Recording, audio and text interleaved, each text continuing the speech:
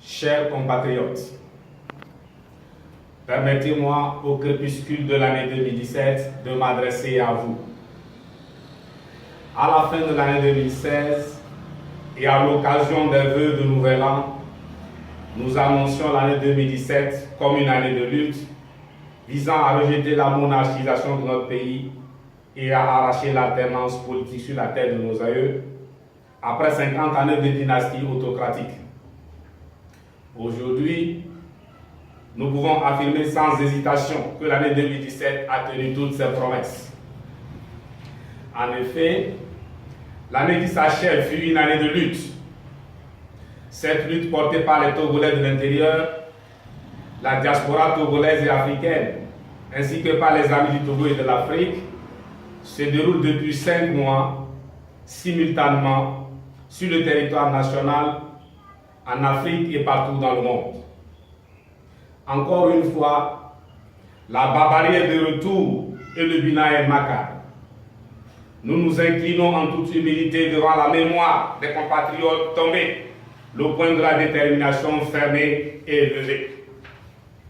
Aux blessés qui suivent encore des soins, nous souhaitons un prompt rétablissement. Nous tenons à renouveler notre soutien indéfectible aux détenus de l'arbitraire, sans oublier les réfugiés et les exilés hors du territoire national. Qu'avons-nous obtenu à ce jour après 5 mois de lutte? Eh bien, nous sommes parvenus, contre toute attente, à réaliser la condition sine qua non que tout peuple doit remplir s'il tient à prendre son destin en main et à décider pour lui-même. Cette condition essentielle et suffisante est la prise de conscience qui permet à un peuple soumis par la force brute et dont les droits sont constamment violés de se mettre debout et de redresser la tête. Comme vous le savez, tout peuple debout arrive à bout de n'importe quel dictateur. Mais nous n'avons pas obtenu l'alternance qui est notre ultime objectif, me diriez-vous. Oui, nous ne l'avons pas obtenu pour l'instant.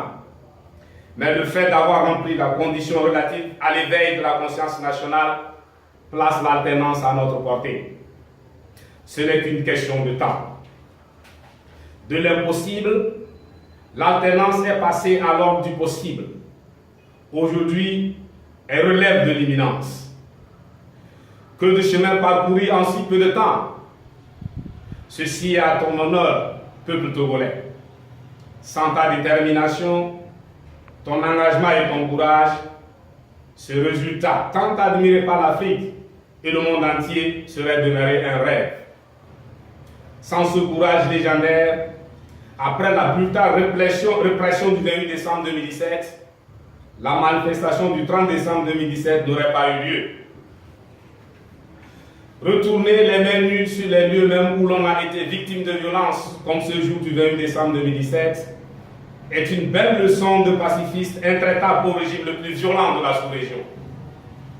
À l'analyse, même superficielle, on s'aperçoit que le pouvoir en place est réfractaire à toute idée d'alternance. Cette posture singularise notre pays dans la sous-région. Elle montre à suffisance la réticence du Togo à souscrire aux règles démocratiques qui régissent les États de l'Afrique de l'Ouest, les États de la CEDEAO. Mais le Togo ne peut continuer à être un îlot de dictature et de patrimonialisation du pouvoir politique par une famille.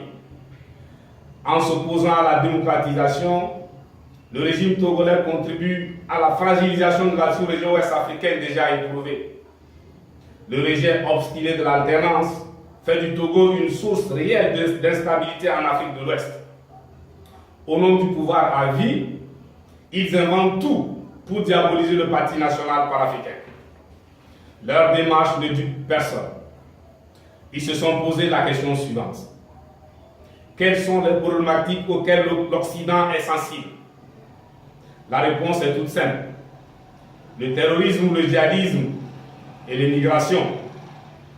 Entre les deux, le pouvoir a choisi le djihadisme pour une raison toute simple. Le président du PNP est un musulman. En fait, ceux qui nous accusent de djihadisme prouvent par cette accusation qu'ils ne savent pas de quoi ils parlent. Ils oublient que les pays occidentaux, loin d'être dupes, disposent des moyens propres pour vérifier leurs allégations. Effectivement, ils n'ont pas mis du temps à découvrir la supercherie. Trouvez alors autre chose. Par ailleurs, les négro-africains n'ont pas à se faire des guerres de religion dans la mesure où ils sont ceux-là même qui ont inventé la religion d'Osiris, qui a irrigué toutes les religions révélées, à savoir le judaïsme, le christianisme et l'islam. Nous devons nous reconnaître à travers l'une quelconque de ces religions. Le PNP se bat pour un Togo guéri définitivement de la corruption et du brigandage d'État, un Togo rassurant pour les personnes, les biens, les services et les capitaux, y compris les capitaux étrangers investis chez nous. Notre pays, au lieu d'inventer des histoires à dormir debout, gagnerait à rompre avec l'amateurisme diplomatique qui, telle une girouette, obéit au cours de vent. L'alternance obtenue, notre pays devra développer une diplomatie reposant sur la solidarité africaine agissante, mais surtout concertée pour des relations internationales apaisées.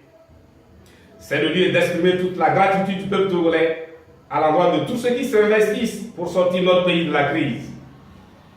Nous tenons à témoigner notre reconnaissance à l'endroit des chefs d'État de l'Afrique de l'Ouest, particulièrement à la médiation concertée, animée par le président Alpha Condé et Nana Akufo-Addo. Les Togolais sont persuadés que les chefs d'État de la sous-région qui ont à cœur la démocratisation du continent ne travailleraient pas à assurer une longévité démesurée à fort, alors que dans leurs pays respectifs, pour avoir accepté le principe de l'alternance démocratique, ils sont des présidents sortants. C'est l'occasion de saluer la solidarité du Sénégal et du Ghana, solidarité exprimée à travers la création de comités de soutien actifs au peuple togolais en lutte. Nous ne nous permettrons pas d'oublier la femme togolaise qui marche pour dire au pouvoir qu'elle ne peut plus continuer à supporter des grossesses à vie. Chers compatriotes, au nom du Parti national panafricain, je vous souhaite l'alternance pour 2018. Cherchons l'alternance et le reste sera obtenu de surcroît. Pour l'instant, la lutte pacifique continue. Mais la lutte doit continuer avec l'implication de toutes les couches socio-professionnelles et toutes les localités du pays sans exception aucune.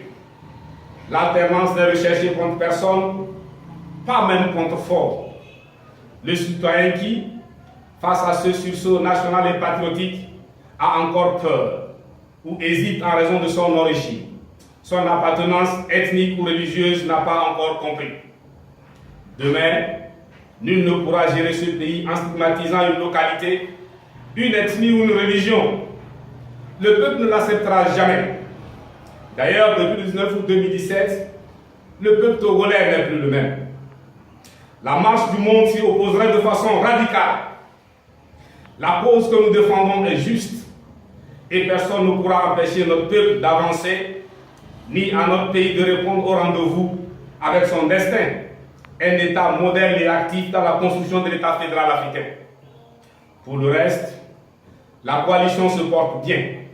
Elle entend continuer à jouer le rôle que vous lui avez confié, c'est-à-dire porter vos aspirations profondes avec au passage obligé l'alternance. Pour finir, je renouvelle mon vœu d'alternance pour 2018. Je vous remercie.